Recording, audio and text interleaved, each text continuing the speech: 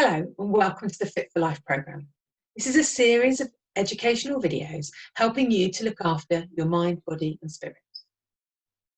If you haven't already watched the introductory video on goal setting, please do so before you continue. Today, Lauren, our CBT therapist, will be talking to us about managing mood around depression and low mood.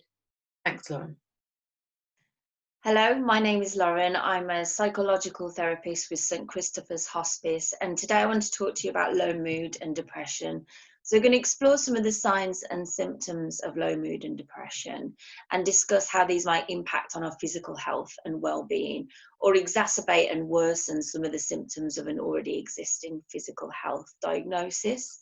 And then I also want to look at some resources so we can think about your needs and how we might best meet those needs going forward. So one of the first things to mention is that low mood and depression exist on a continuum of emotions. And it's completely normal to experience fluctuations in our mood. Part of what makes us human involves a complex and diverse range of emotions that we've developed over time. And this has been helpful for our survival as a species. For example, emotions like sadness has been linked with pro-social behaviours, which we've needed to nurture our human relationships. It's helped us seek out connection when we need it and bond with our caregivers. And this has been particularly important for our ancestors thousands of years ago, who needed to be part of a group in order to survive hostile environments that they lived in, which was full of threats. So living with a physical health condition, the threats may not be so much outside in the external environment, and they may be more in our bodies, and they come in the form of distressing symptoms such as aches and pains, exhaustion, fatigue or tiredness, the shortness of the breath and tightness in the chest. And when we're living with a physical health condition, having difficult days can sometimes be part of a process of adjustment and learning about the changing needs of the body. So when you're going through a life experience like this, it's really important to get some advice and support to help you develop some effective and healthy coping skills. So on the other end of the spectrum, depression is very different from just having down days. This is a clinical diagnosis of a mood disorder, and it's a set of symptoms that can impact more severely on your level of functioning, so what you want and need to do in life. And it can also mean much more higher levels of emotional distress. And what we see in the research is that having a physical health condition increases the likelihood of also having depression. However, the symptoms of depression can often be overlooked and missed in healthcare. And this is because people don't report the symptoms because they consider them to be a normal part of the experience of living with a physical illness. Or sometimes the psychological impact of this can just be missed by regular routine appointments. Now, it's really important to be aware of the symptoms of depression because having depression as well as a physical illness can impact on the severity of your symptoms such as pain and fatigue, and also the progression of the disease or the disorder in your body. It can also impact on the effectiveness of treatment and slow down things like rehabilitation and recovery. And what we know about the symptoms of depression is that it can present as being very physical. We tend to be more aware of the shifts in our body before we're aware of the shifts in our mind. So for example, I've worked with a lot of people in the past who've gone to their GP for problems with sleeping or with their memory. And when the investigations have been explored, what we've found is that they've been transitioning and experiencing very stressful life events. And actually these symptoms in the body have been the result of an episode of depression. So they've been referred to work with me. So really the health of the mind and the body are integrated systems, and we need to think of whole health when we think about our well-being. And when we're thinking about whole health, one of the ways that we might assess for depression in healthcare is that we use a specific set of questions, sometimes known as a measure or an assessment tool. And this has been well researched, so we know that it's reliable. One of the ones that we often use is called the Patient Health Questionnaire 9, or we can shorten that to the PHQ-9. And there's 9 questions looking at a range of physical, emotional, and psychological symptoms that we would see present in depression. And I thought what we could do today is that I can expand on the profile, the symptom profile set of depression through going through the tool with you. And then I'll elaborate on some of the things and some of the more subtle signs which would be helpful to kind of be aware of and look out for. So the Patient Health Questionnaire 9, or PHQ-9 for short, can be found on the internet, and you just search for this in Google or in your browser. And what you're looking for is this site. I've just put a link here so you can pause the video and take it down. It's the patient.info site, and this is a good site to access this questionnaire.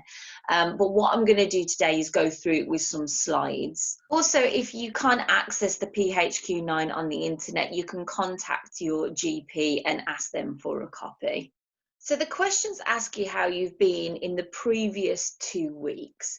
And I always like to say, in the previous 2 weeks, how often have I been bothered by the following symptoms that's associated with the question? And the answers are either not at all, several days, more than half the days, or nearly every day. And the numbers that you see there corresponding with the answers is the score that we're going to tot up at the very end, which will give us a link of what we need to do next. So if we look at that first question, how often in the last 2 weeks have you been bothered by having little interest or pleasure in doing things? So this can mean loss of interest in doing your hobbies, tasks around the house, socializing with friends and family, or looking after yourself. So even just getting showered and dressed in the morning. So we've lost interest in a range of different things that we might do. Question 2 is about mood, and this is how often in the last 2 weeks have you been feeling down, depressed, or hopeless? And this is about emotions, feeling low, sad, down, upset, despondent. You might have heard of melancholy, and you might have thoughts of feeling quite hopeless and helpless, not seeing much point in the future. So this is your emotional profile, what we would see. Question number 3 is about physical symptoms. So this is trouble falling or staying asleep, or sleeping too much. And depression can affect our sleep in 1 or 2 ways. So we can have issues with not being able to get off to sleep. We might wake up in the middle of the night. A common symptom that we see is early morning wake up. So you might be able to get off to sleep okay, but then you find that you wake up very, very early in the morning, 3, 4 o'clock, and you just can't get off to sleep no matter what you try. And this might fall under a category that you've heard of called insomnia. Although that can be different to depression, but we see these symptoms in a profile of a clinical diagnosis of depression. Then the second way that it can affect our sleep is sleeping way too much.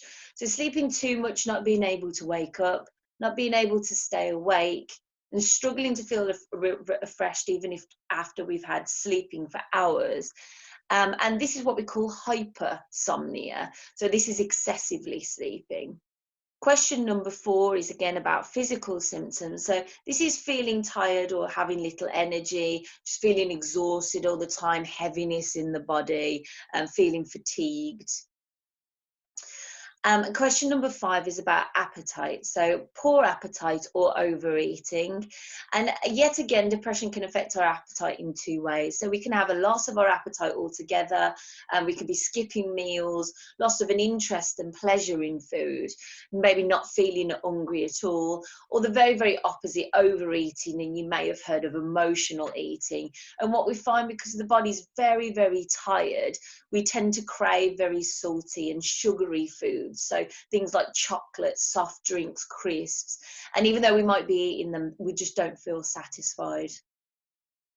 So question number 6 is feeling bad about yourself, that you're a failure, that you've let yourself down or your family down. And what we see in an episode of clinical depression is that we have certain styles of thinking. So it really warps the way that we see ourselves and the world around us. It tells us lies like the people don't want us around, we're a burden. We have feelings of being bad or I'm a failure. And this is something that will work with you in treatment. I'm going to come back to thinking styles at the moment because it's very, very important. Question number 7 is trouble concentrating on things such as reading the newspaper or watching the television. And what we see in depression is it affects the skills in our brain. So these are what's called our process skills, We have difficulty focusing our attention. We might have memory problems, forget what we're saying, we forget what we're doing. We have difficulty problem solving, and this might mean that everyday tasks that we're used to become really, really difficult, and we struggle to sequence the task or know what we're doing. So we find that the effort that goes into just everyday things like cooking a meal becomes much more problematic and difficult. So question number 8 is moving or speaking so slowly that people could have noticed, or the opposite, being so fidgety and restless that you would have been moving around a lot more than usual. And yet again, we see 2 different ways that depression might affect us. So the first one is that we have a real sense of slowing down in the mind, slowing down in thought, slowing down in speech. And it has an impact on the movement and the motion of the body. So we tend to have a slowing down in movement and motion. And this is called a psychomotor symptom.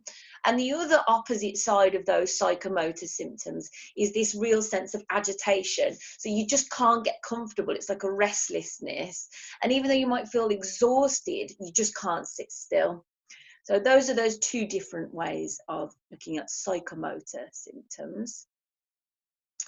And then the final question is again about thinking. So this is thoughts that you would be better off dead or harming yourself in some way or another. It's part of a symptom of depression to experience thoughts that you don't want to be around anymore. And your mind might take you to really distressing places. You might go through ways of how you might harm yourself. You have ideas of how you might take your life. This is really, really distressing. And this is something that we focus on in treatment. It's important to mention here that having thoughts and ideas is very, very different from having specific intent and plans of harming yourself. If you are having intent and you are making some plans about harming yourself or taking your own life, it's really, really important that you get an emergency assessment of your mental health needs. And that can be by going to A&E or contacting emergency services or contacting your GP, and they will have an emergency slot to help. It's a very different type of support that's needed. So just to reiterate that, thoughts and ideas about self-harm and taking your own life is part of a profile of symptoms in depression. Specific intent and plans are very, very different, and it's important that you get some urgent support to ensure your safety and well-being at this time. So once you've gone through that questionnaire, look for the corresponding numbers with the answer to the questions and then top them up. And then what we're going to look at is we can see this graph here. So this is what the results mean in terms of how we might decide what would be the best follow-on supports. So the PHQ-9 0 to 4 is none, and this is a normal fluctuation in mood. 5 to 9 is mild and may warrant a further assessment. 10 to 14 is moderate, and we'd suggest that you consider assessment and treatment for the symptoms of depression.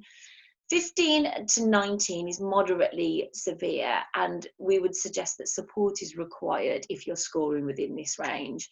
And anything above 19, so 20 to 27, suggests quite severe symptoms of depression, and we would suggest to seek out an immediate support and treatment of your needs at that time if that's what's come up for you.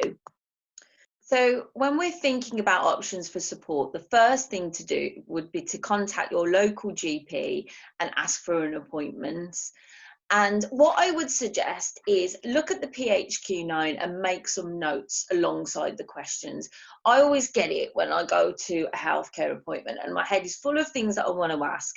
And then as soon as I get in there and the doctor says, and what can I help you with, Miss Bates? And I just go, because I just can't seem to think of anything at the time. So go through the PHQ-9, and if you've got a specific question like little interest or pleasure in doing things, I might think to myself, actually, I used to really like doing the Sudoku and the crossword, but the last few weeks I just haven't really felt like it at all. And I've tried to do it, and I've just not had any interest in it. So I might make a little note there, just so it prompts how it fits in with my lifestyle. Then from that appointment, there might be a few options for support. So one of these options of support might be medication, and this is a type of medication called antidepressant medication. And it's important to mention here that sometimes there can be a lot of stigma around taking medication for your psychological health. As mentioned before, depression presents as a very physical illness, and what we see is with an episode of depression, this can deplete certain chemicals and neurotransmitters in the brain that contribute to us feeling happy. It's important then to take some medication that can rebalance these chemicals. And there's lots of different options of medication. You can talk to your GP about something that can fit in with your current medication regime. The other option for treatment and support is talking therapy. Now, this can come in the form of counselling or a more specific type of therapy which is tailored to the signs and symptoms of depression. And this is the kind of therapy that I offer. It's called cognitive behavioural therapy. It's a bit of a mouthful, but basically if we take those two things, so if you look at cognitive means thinking styles, it means to learn, it means your beliefs, the cogs are turning. So we'll look at thinking styles in therapy, and then we'll look at what you are doing in terms of your behaviour. So if coming back to those thinking styles, there's certain things that we see in depression that can make us warp reality. So we'll be focusing on that in therapy.